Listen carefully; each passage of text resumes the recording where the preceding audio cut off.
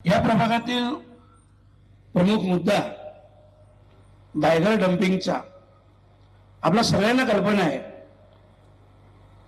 आपण सगळे लोक आपणही माणसं आहोत।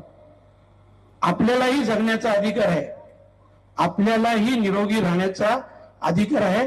तो फक्त ठाणे शहरातील लोकांनाच नाही, संपूर्ण ठाणे शहराचा कचरा तुम्ही आणून आमच्या गावात जमा करणार हे कितपत योग्य आहे?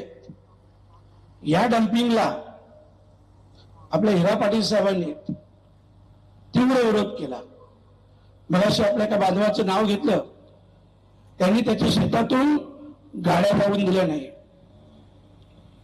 परंतु आपण पाहिलं, समोरचे जे उमेदवार आहे बाबाजी पाटील यांना लोकसभेची देखील उमेदवारी मिळाली होती।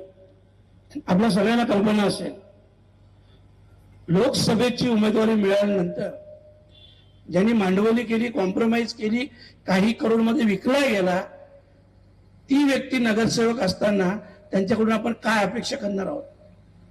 या डम्पिंग ग्राउंडला पर्यायी रस्ता हा त्यांनी दिला। आपल्या सगळ्यांना अशा व्यक्तीकडून काही अपेक्षा आहेत का? आज ही सगळ्यात मोठी समस्या आहे। याच्या व्यतिरिक्त देखील आपण पाहिलं असेल, खडकाली गाव आरक्षण आमच्या हिरा पाटील साहेबांनी सांगितलं 115 एकरवर आरक्षण। आणि मी तुमच्या माहितीसाठी सांगतो, मी ठाणे जिल्ह्यापुरतं बोलतो।